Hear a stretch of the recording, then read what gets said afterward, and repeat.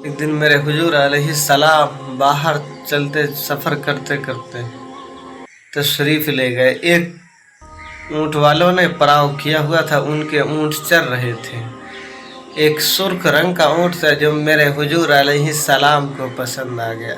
मेरे हुजूर अलैहिस्सलाम ने वो उस काफ़िले वालों से कहा कि ये ऊँट बेचना है। कहा कि जी हाँ बेचना है। कितने का बेचना है? इतने का बेचना है। सौदा तय हो गई, बातचीत हो गई। मेरे हुजूर अलैहिस्सलाम ने कहा कि मैं तो सैर करता आ निकला, तुम्हारा ऊँट पसंद आ गया, बातचीत हो गई, सौदा तय हो गई।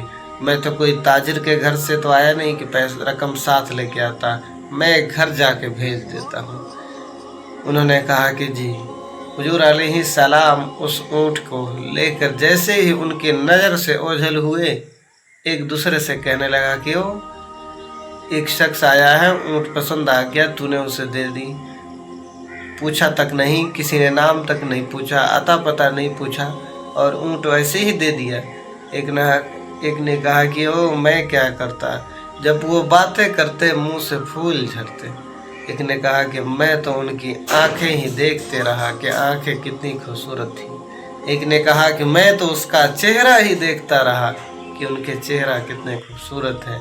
उतने में अब तक खामोश सरदार की बैठी हुई बीवी खेमे से पर्दे हटाई और कहा कि खबरदार, अगर वो पैसे ना आए लेके तो मुझसे ले लेना, मैं उस शख्स की जामिना हूँ।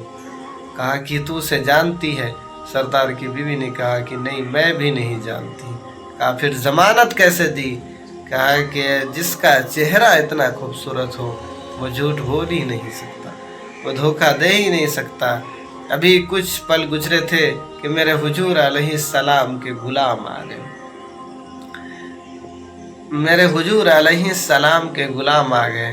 कहा कि जिससे मेरे आका ने ऊँट खरीदी थी वो कौन लोग हैं? कहा कि हम लोग हैं। कहा कि ये पैसे अपने पास रखो।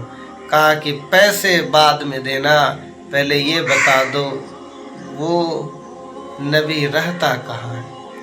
कहा कि यहीं उस नबी का मदीने में डेरे है। कहा पैसे भी अपने पास रखो, ऊँट भी अपने पास रखो, मुझे तो उस नबी का अब दिन रात दीदार करना है। ये थे मेरे हुजूर अलैहिस्सलाम के अखलाक।